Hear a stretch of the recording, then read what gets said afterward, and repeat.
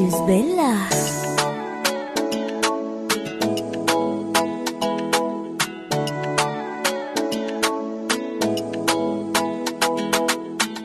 Izini volanga tamna de sareki. Nanga tenga za wizingi mbolimpure. Ni fare kutamba digang faizi ni volanga za fani saraka. Te uza ugagalan fanga. Ranuma sukulataka nandini kizakana tani. Fita pita kavandi vandi ma nampe. Banga to kutyanga ize. Chifija vana stamnas fa profile. Faizi ndo utinete. Ranuma suku na doni sombe. Chifisara kutamina singinara. Fa futonga kulane na mpango chukwe.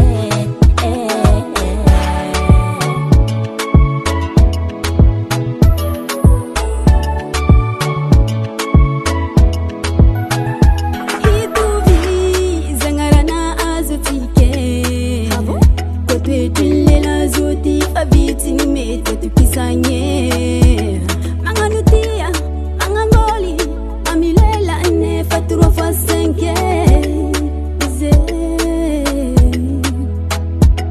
Itapari tapati manganu ulo adalize. Isara kazai fati fangara ke. Nato kutianga ize. Tia bangana samnas pa problem. Aizindo tinete.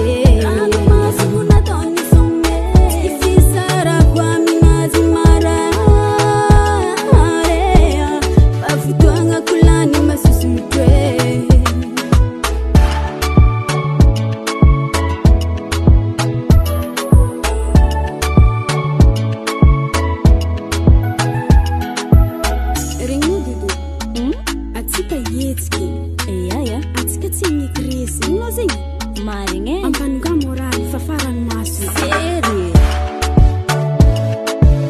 Nambari fatamuno tenge Nambarare nazangombe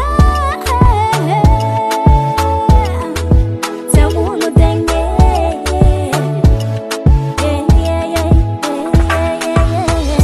Natokutianga ize Chifija vana stamnas fa problem Aizindo tinete Ranuma suku na doni sombe Isara kwa minazi mara